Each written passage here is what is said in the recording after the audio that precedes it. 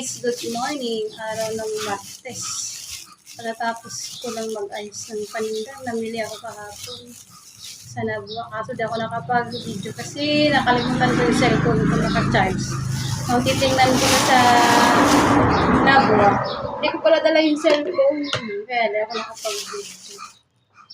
Ngayon, tapos na ako mag-ayos ng paninda. Tapos, hindi wala akong soft drinks. Ngayon, gagawa ko ng ice candy kasi wala na palang ice candy. Salamat sa ice candy at nakailang buwan na akong hulog ng freezer. Kunti na lang natatapos ko na rin yan. 4 na buwan na lang ang hulugan ko sa freezer.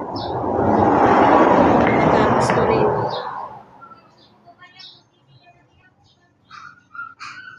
Kasi pag hapon, schedule ng anak ko. Hinahatid ko sa school. Umalis kami sa bahay 12:30. Ang uwian niya is 3:30. Ang problema kasi, inaano ko siya. Hinihintay kasi nung una namin pasok, ayun talaga magpaiwan. Lagi ako nasa loob ng room kasi nga, ayaw niyang magpaiwan, ayaw niya akong lumabas. Nagpa-participate siya sa mga ginagawa sa school, sumasayaw, kukulay. Ang problema, gusto niya, doon ako sa likod. Kaya hindi ako lumabas sa likod. Buti kahapon, kahit pa paano, nakalabas na ako. Nagpaiwan na siya, sana mamayang hapon, ganun din. Kasi may waiting area ang mga magulang doon, may kubo doon kami nag-aantay. Sana mamayang hapon, magpaiwan siya ulit. Kasi pag hapon, nandun din ako sa school. Nag-aantay sa kanya. Siyempre, pangalawang linggo niya pa lang ngayon sa kinder. Kaya nag-a-adjust pa siya.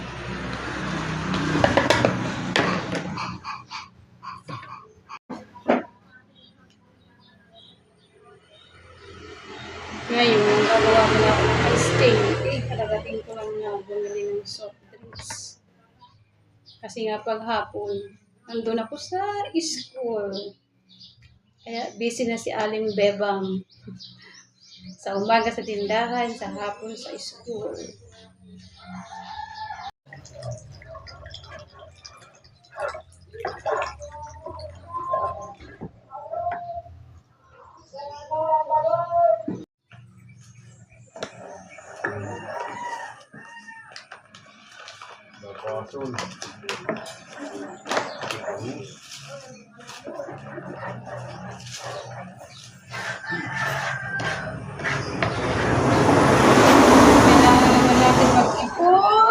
Panghulog sa freezer, kaya kailangan magsipag gumawa ng ice cream.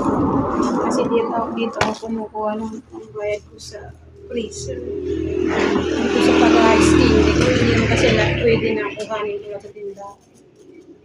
Kaya hanggang maaari talaga, meron akong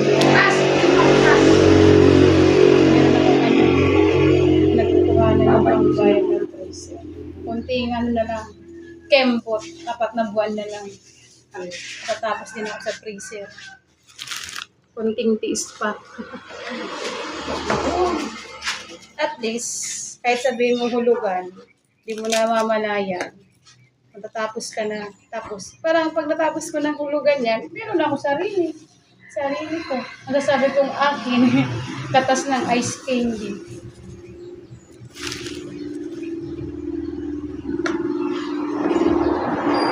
Kasi hindi ko naman kayang kumuha ng cash. Wala akong cash kaya nagulugan ako.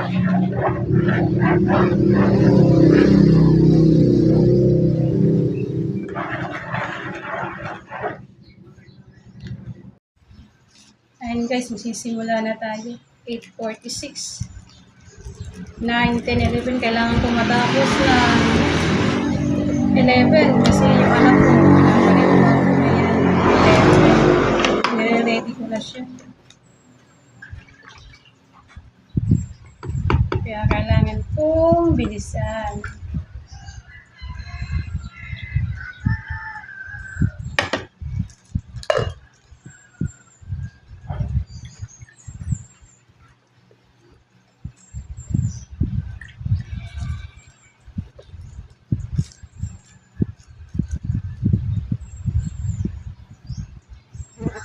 pwedeng tumigil sa paggawa ng ice candy.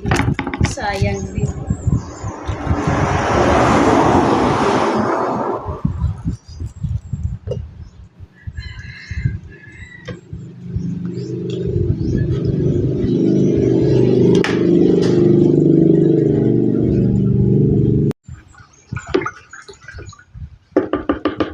Ayan guys, ngayon to ako. May bumili ng manok.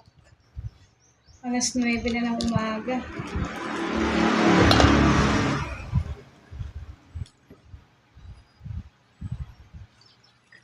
Madali ko yung paggawa ng ice candy ko. Kasi may obligasyon pa tayo.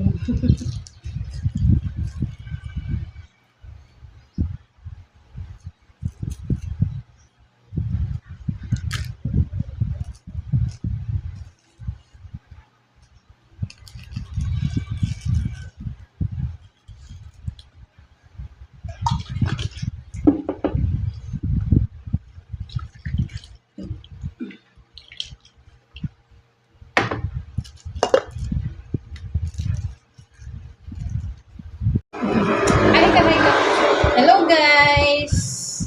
Mamaya ang pasok na naman si Tantan sa school. Big na yan, di ba nak? Saan si mama mamaya sa school? Saan siya magtatambay si mama? Si Tantan nasa school. Malaki na yan si Tantan kasi nagpapaiwan na yan. Good boy na yan. Oh, syempre daw. Ang saya-saya ni mama. Ang saya-saya ko na kahapon. Kung saya-saya ko kahapon, sabi niya kahapon, habang pauwi na kami, naglalakad kami, sabi niya kahapon. Mama, wala man lang sa atin nasusundo. Tapos ang medyo sa kalagitnaan na kami naglalakad. Mama, okay lang, malapit naman na tayo. Tapos sabi niya, Mama, hindi ka na na-high blood kasi nandun ka na sa kubo. Kasi sabi ko sa kanya, Nak, na-high blood ka ako kasi pasaway ka, hindi ka nagpapaiwan. Tapos sabi niya kahapon, naglalakad. Mama, hindi ka na high blood kasi nagpaiwan na ako. Tapos sabi niya, Mama, inom ka nung juice, pineapple juice. Sige, gagawa lang. Mamaya, palinikuan na kita. Papasok na ikaw sa school na naman. Mabilis na magawa ice cream. Bagay na muna. Gagawa mo na ako ice cream. Ikaw ka na sa loob. Masipag yan si Tantan sa school. Nagkukulay yan. Nagsusulat. Nagpiplay. Aram sam.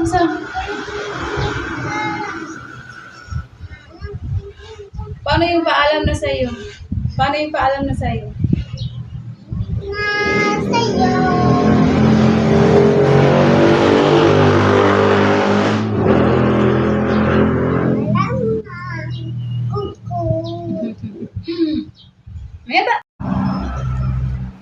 And guys, yung magawa ko na, nalagay ko muna sa freezer. Tanggalan ko muna ng haba.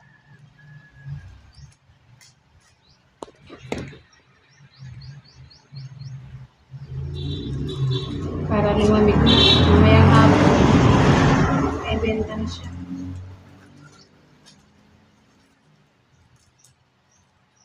Kagabi kasi yung repros ko. Ngayon naman yung freezer ang kalipros.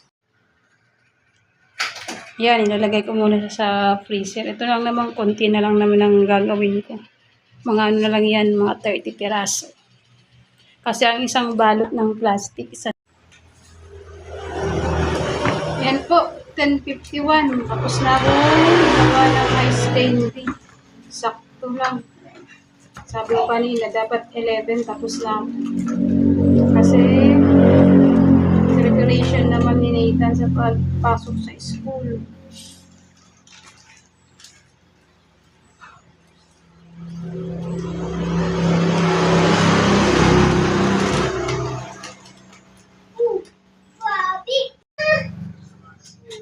Ayun guys, dumating na yung estudyante. Ayun na lang.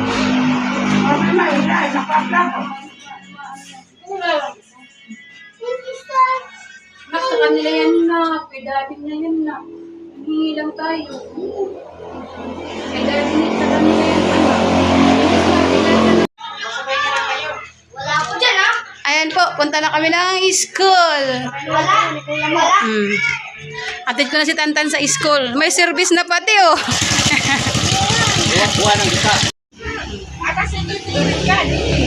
Magpaiwan ka na mamaya. Dito na ako sa kubo. Opo. Ito na kami sa school.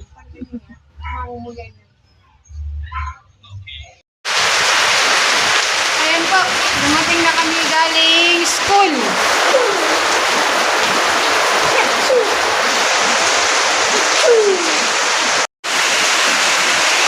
Ayan po. Ang lakas ng ulan. Naabutan kami ng ulan pauwi. Yan ang problema ko guys pag umuulan. Nababasa yung ko, plywood tindahan. Nasisira, umano yung tubig sa loob.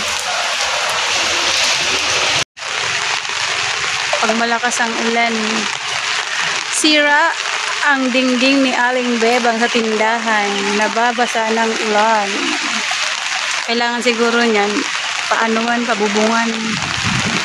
Para hindi magano ang tubig. Nababasa siya. Tapos dito, umano ang tubig sa loob. Pag malakas ang ulan, basa. Kailangan talaga malagyan ng bubong. Sisira ang plywood. Hindi magtatagal. Pati yung pinto. Nang malaking problema pag malakas ang ulan. Ayan si mama. Nagpupunas na ng basa. Sa lakas kasi ng ulan. Ang problema ng tindahan ko pag maulan, basa. Yan. Sisira talaga agad yung plywood. Pati yung pinto. Kailangan siguro nito halagyan ng bubong. Dito, oh. Para kahit paano, di magano ng tubig, ulan. Dapat ito. Kasi ito siguro, kailangan maanuan ng yero. Yung plancha. Plancha. Malagyan. Ito ang problema natin. Ibibili. Kailangan pagawa yan. Kasi kasi tag-ulan na ngayon, lagi talagang uulan yan, ay mabilis masira yan. Di magtatagal, papadto ka agad niyan pag di mo yan pinabubungan.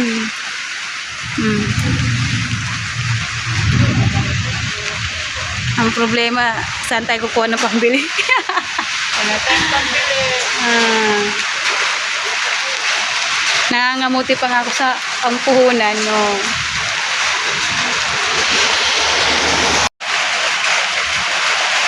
Yan ang makakasira agad sa tindahan pag malakas ang ulan. Kasi nga ito, ano lang to. Trapal, oh. Kailangan malagyan yung mga plywood. Madikit na, mapatungan ulit. Saka yero.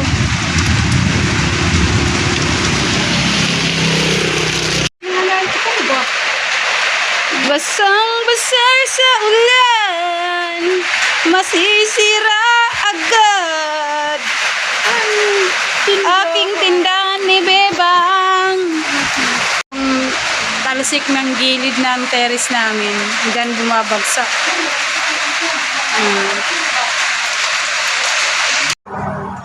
Skinless longganisa.